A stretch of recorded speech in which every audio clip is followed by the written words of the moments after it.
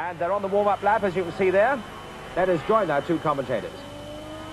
You join us then on this warm-up lap at the start of the second round of the World Sport Superbike Challenge, with some excellent battles in prospect.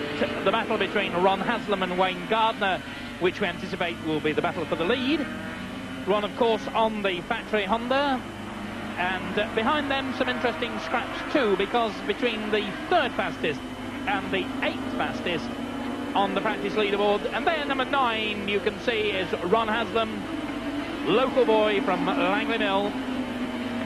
He has persuaded the Honda factory people to let him ride in this international event. The Honda factory Grand Prix organisation not very keen on letting their top factory riders loose in events when the World Championship is still very much in the balance, but Ron talked them into letting him come to this meeting. It's his favourite racetrack, and he's here today for this World of Sport round, and of course he'll be working tomorrow here at Donington, helping to get brothers Terry Haslam's sidecar outfit in the peak of condition for tomorrow's European Championship races. Ron Haslam then, number 9, in pole position, 1 minute 15.54 seconds. Next to him, Wayne Gardner, the young Australian, 23 years of age, the Honda UK rider on a production 3-cylinder Honda, so Ron with the benefit of factory machines. Third fastest was Gary Lingham on his Suzuki.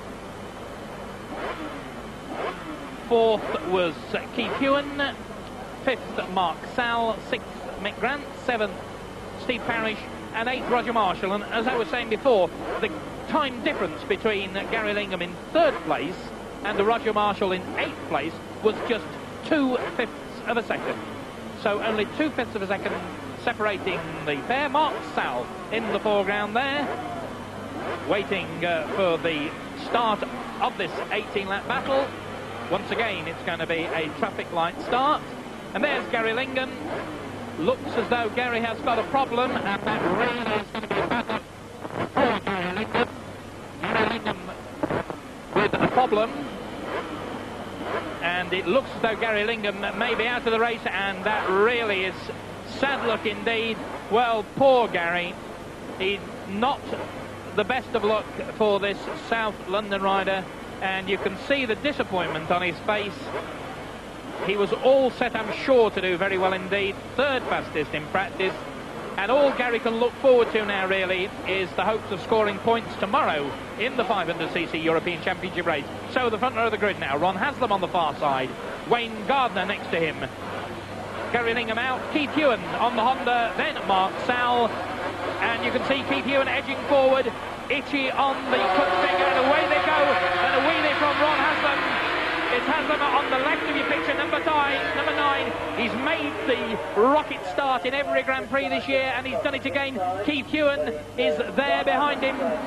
So, and a real desperate struggle up there. Chris Guy in the thick of things. Good to see him a little bit back on form again. And it's Haslam out in front. Ron Haslam the leader. Keith Ewan there in 2nd place as they go down. Crane occurs for the first time. Well, an excellent start for Ron Haslam on this first lap. Keith Ewan on the private Honda in 2nd place. And Keith Ewan complained that the wind was very blustery in practice, and so all the riders, I'm sure, will be feeling things out this first lap to see how the wind has affected them. It tends to wash out the front wheel if they're not very careful, peeling off into the corners. Ron Haslam on the factory Honda in the lead. Keith Ewan in 2nd place. It looked like Steve Parrish in 3rd spot as they went through. Glimpse there of Chris Guy again, distinctive orange fairing.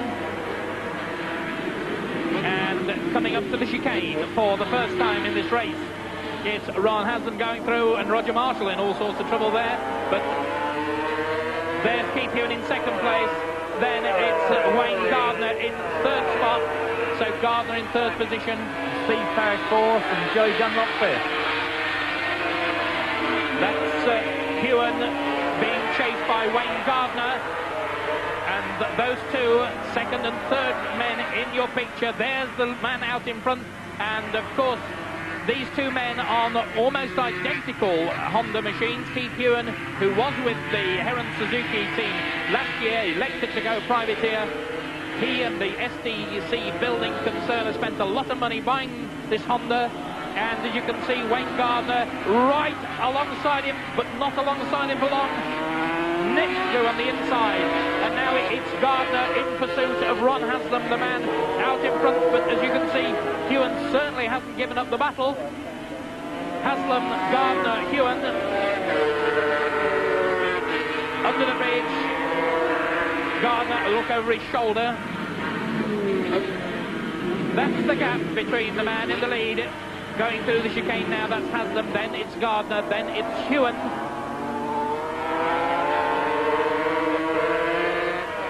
The end of the second lap, 16 more laps to go. Number 8, Gardner. Keith Ewan's back wheel. There's number 6, Steve Parrish. Well, Steve going very well on a Yamaha, but certainly not as competitive as the more modern bikes ahead of him. No, this is a 3-year-old machine that Steve Parrish is riding, and it's well outdated, but he certainly does go very, very well on it. And now we look back to the group led by Roger Marshall, battling for 5th and 6th place. Roger Marshall, Mark Saul, and Mark Saul closing up on the works on the rider now. And that's Roger Marshall there, who was in 4th place. And a really desperate business there. Roger Marshall, number 11, who was in fact in 5th place. Roger Marshall in 5th spot. And he's followed by Mark Saul, and behind him I think it was Roger Burnett. Marshall, the leader of this group. Mark Saul, number 4 behind him, and it is indeed Roger Burnett. And an interesting picture there with Roger Marshall leading that group in 5th place. And Roger Burnett 2 places behind his former mechanic. So Roger Marshall showing young Roger the way around. The leader under pressure now from Wayne Gardner. Haslam out in front. 3 laps completed.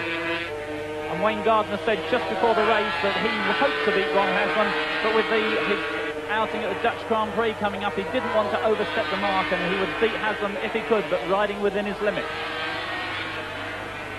And of course Ron also very much with Grand Prix prospects and commitments on his mind, but Gardner closes on him. Haslam, Gardner, really nasty vicious twitch there, and Gardner having a big slide from the back of the Honda, but he's pressing Ron very hard now, and thought about trying up the inside like he passed Keith Ewan a moment ago.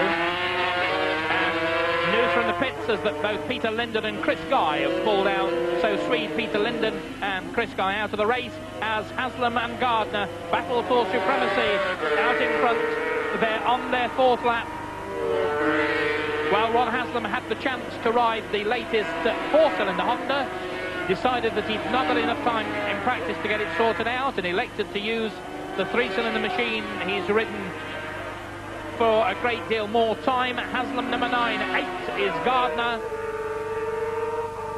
And Parrish pressing Ewan very, very hard there, and Mark Saul has got in front of Roger Marshall. Roger Burnett is next.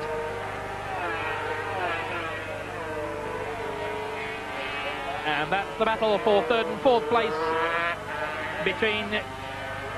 And this is the scrap for the lead. Haslam number 9 being chased all the way by Wayne Gardner, the 23-year-old Australian. And Haslam stretches the gap there just a little bit, but Gardner winds him back in. Haslam said that his works machines give him a better choice of gearbox ratios, and that makes it possible for him to do a better job up through that section of the track, from the old hairpin up to where we are now, starting the main straight. Haslam knee dragging on the tarmac. Gardner, the same riding style behind. Less the machine's length between them as they go underneath the bridge into the chicane. They're coming round to complete 5 laps in this 18-lap battle.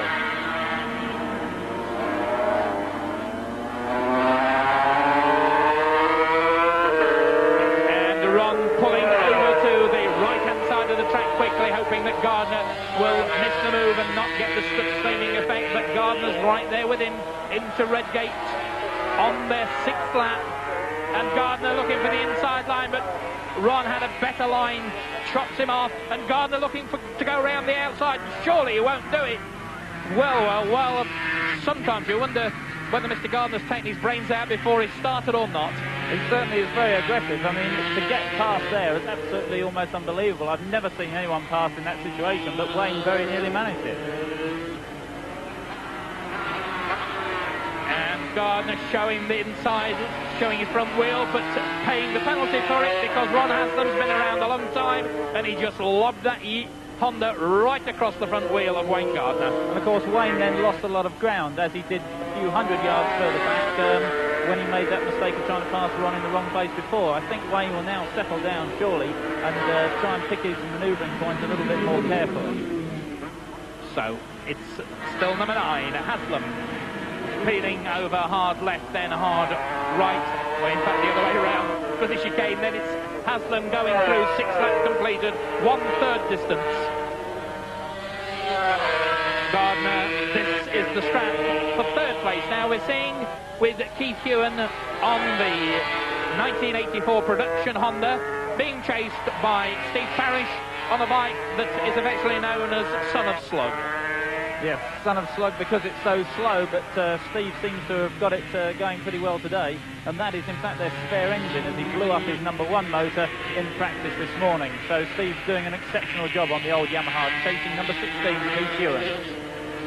Keith Hewan then, number 16, holding off Steve Parrish on bike number 6. Well, Steve Parrish has been in this situation before in televised races from Donington Park. He's been sitting there in 3rd and 4th place before, and suddenly the front men have all gone missing. Well, no sign of the leaders in trouble this time. Steve Parrish very much in contention. This is the battle for the lead, coming round to complete 7 laps now through the chicane. And Ron riding very conservatively here. He said he's chosen the Grand Prix tyres. Sometimes we have see riders have tyre troubles at Donington. He's chosen a slightly harder compound in knowing that it will run the full distance without many problems. He has sacrificed a little bit in grip, but he seems to be riding well within his limits and have the race very well judged.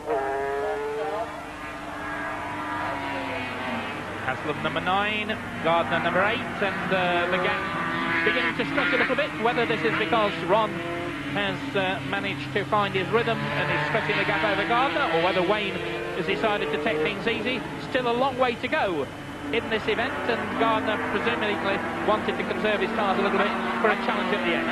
Yes, and he's closing up a little bit now. I wonder if he did sort of give himself perhaps a bit of a fright and sat back and thought about it and decided, I'm going to come with a better effort nearer the end of the race. He's closing again, number 8, closing on number 9, the leader, Ron Haslam.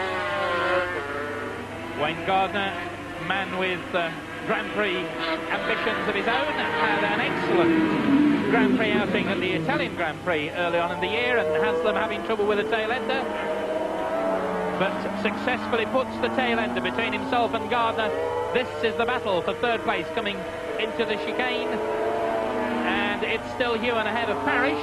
Now this is the battle for 5th and 6th place. Still Roger Marshall on the Honda UK machine, being chased by Mark Sowell, the privateer, on his Suzuki 11 leading number 4.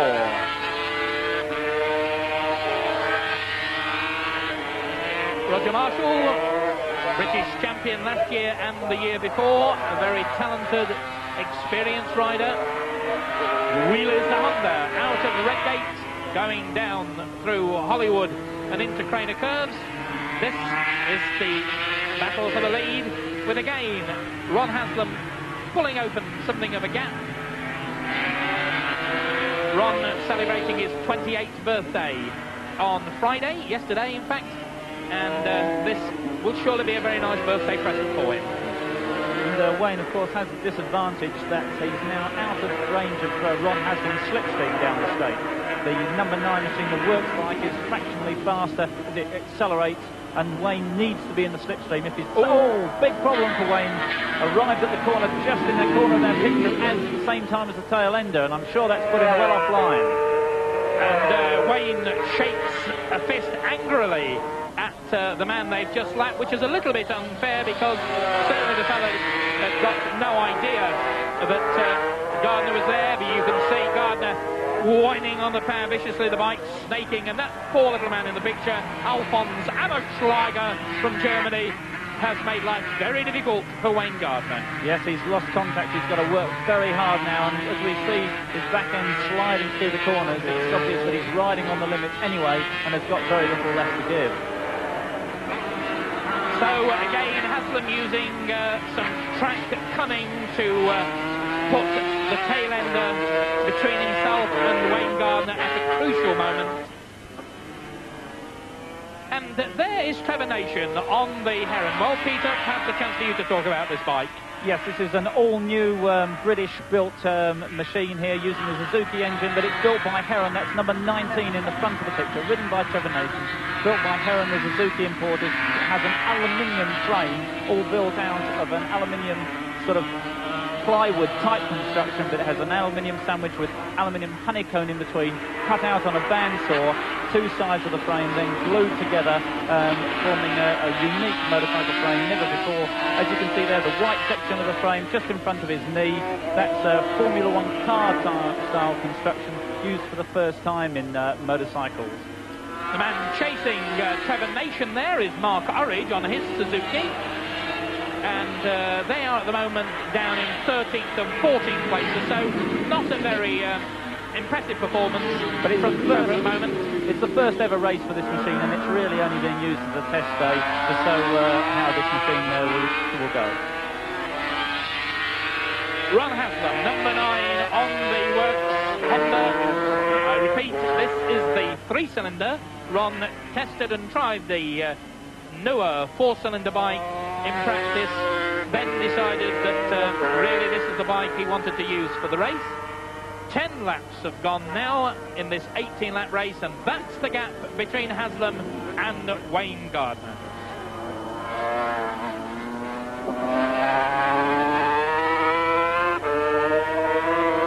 Haslam then, 11 laps gone now, 7 more to go.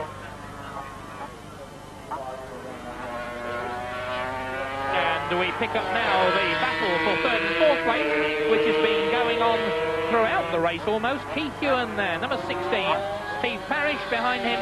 Very good friends off the racetrack, but certainly both of them equally determined to grab that 3rd place if they can. And it's the 3-cylinder Honda in front, the 3-cylinder Reed valve machine being chased by the 4-cylinder Yamaha. Parrish running quickly through the corner there because he knows that the Honda will accelerate quicker out of the corner than his old machine, so he has to be on the pair in exactly the right position to be able to stay with Ewan as they accelerate out of the corner. Keith Ewan from Wollaston in Northamptonshire.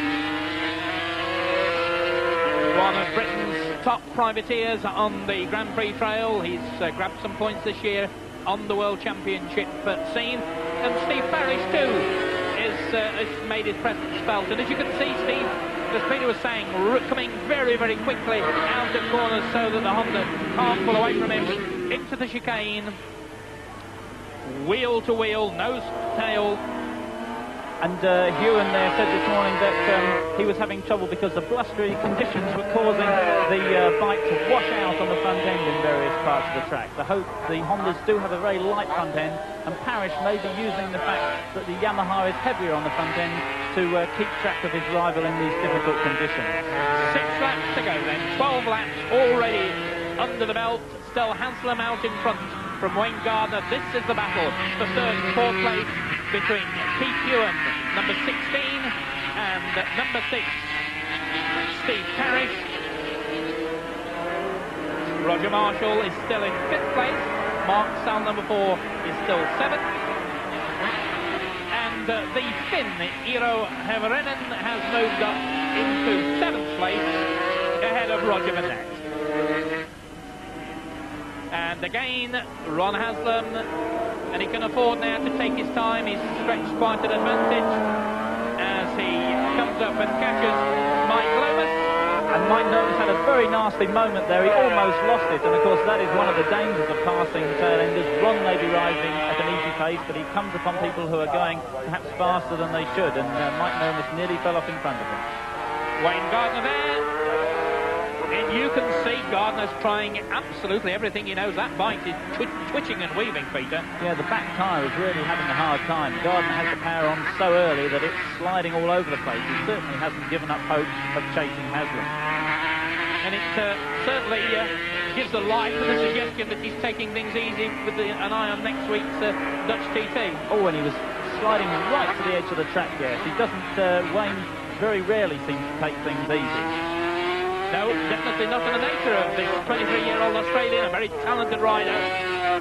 One of the best riders to hit the European scene for a long time, followed in the footsteps of another colonial, Graham Crosby. Hit the headlines on a sit-up and make four-stroke, of course. And Wayne actually looking back down at his rear tyre there, he obviously can't do anything about it. He won't even be able to see anything, but perhaps he's even wondering whether it's gone flat, it's sliding around so much. And news from the pits is that Trevor Nation on that interesting Heron Suzuki project is in fact has pulled into the pits, so Trevor Nation pulled out of the race. And it looks as though Haslam has in fact lost a little bit of ground to Gardner, or vice versa, Gardner closer on Haslam now. Yes, it looks as though Gardner's pressing very hard as we flash back to the third place battle between Hewan and Parrish. And Parrish goes to the inside line, and it looks as though Keith Hewan's got a problem. Hewan unfortunately has had a tremendous amount of trouble with this production Honda this year, both front brake problems and gearbox problems. It's been breaking gearboxes for several Grand Prix, and it's just possible that he's hit a front brake or a gearbox problem again. Well, Steve Parrish seized the opportunity, whatever the problem is, for Keith Hewan to go through into third place. So it's number 6, Parrish, in third spot, chased now by Keith Hewan. Maybe Hewan just missed a gear or something, because it looks as though he's getting back into the hunt again, Peter. Yes, if that gearbox problem could have returned, and it makes him miss gears, and eventually it'll make him lose a gear. So, but he seems to be battling back at the moment. Parrish number 6, Keith Hewan number 16. Parrish supported by the Mitsui concern, and Hewan seizes the moment to go out, accelerates Steve Parrish under the bridge to go back into the lead on braking for the chicane. And it didn't look like a brake problem, because he was certainly late on the brakes there, so maybe he just had a momentary lapse. So Hewan out in front, 15 laps now successfully completed. The first 4 men, no changes. Haslam, Gardner, Hewan, Parrish, Roger Marshall and Mark Salso, no change there in the top 6 places. 7 still, Eero Huverinen, the Finn. And then Roger Bennett, number 2.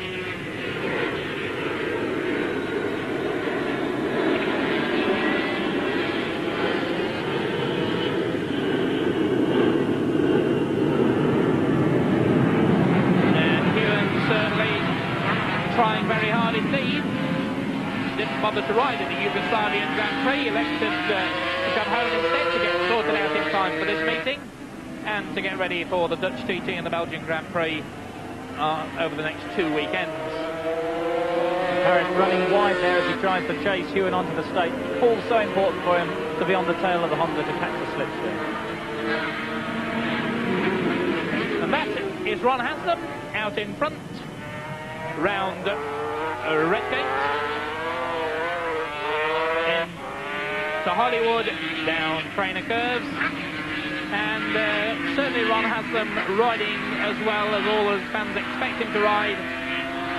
He's been Britain's #1 Grand Prix rider this year, dives through on the inside of a slow man. And you can see watching Ron that he doesn't appear to have any tyre problems at all. As he's accelerating, the back end just sits there on the road as he would wish it to. And although you can see Ron leaning off the bike there, the knee dragging on the floor, the interesting thing at the moment is the fact is that he doesn't hang off the bike as much as Randy Mamola and Freddie Spencer do. And he's been having some handling problems that Spencer and Mamola don't have, simply because of their different riding styles. Haslam into the chicane again. Ron Haslam on the left lap. Haslam number 9 with just less than 1.9 miles to go. Passes Brett Hudson, the South African, having his first outing at Donington, and Brett seizes the opportunity to tuck in behind Ron. maybe to see where they can find the right line, Peter. Yes, Brett's an ex-South African Superbike champion, much more used to the production Superbikes than these Grand Prix machines. Haslam then, scarcely more than half a lap to go.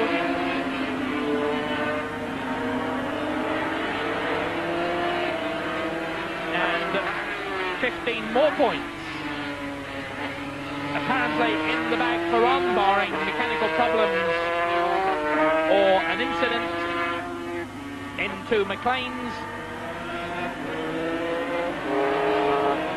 He's round Soppis.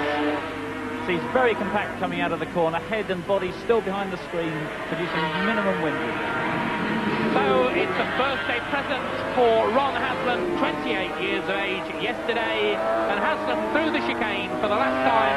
The checkered flag goes out, and Ron Haslam has victory in the second leg of the World of Sport Superbike Challenge to his win in the first round. Wayne Gardner again takes second place, a big wheelie from Wayne Gardner, and a wave to his many fans from Ron Haslam. We're waiting now to see who it's going to be third, and it's Keith Hewen and Steve Parrish a long way behind, having given up the strap in the last 2 or 3 laps. Haslam, though, the race winner, and he will be very pleased. Obviously made the right decision to park the V4 because he wasn't quite used to it. Elected to go for the 3-cylinder bike, and that was good enough to give him a win in this second round. So Haslam the winner, Wayne Gardner finishing in second place. Third home was Keith Hewen on the Honda. Fourth, Steve Parrish on the Yamaha. Fifth, Roger Marshall, the second Honda UK rider. Then Mark Sowell. Behind Mark Sowell, Eero Haverinen, Roger Burnett, Mick Grant and Simon Buckmaster. So Ron Haslam the winner, and he'll be delighted with that. Another 15 points, and that gives him the maximum 30 points. But tomorrow he'll be helping Terry Haslam in the sidecar round of the European Championship.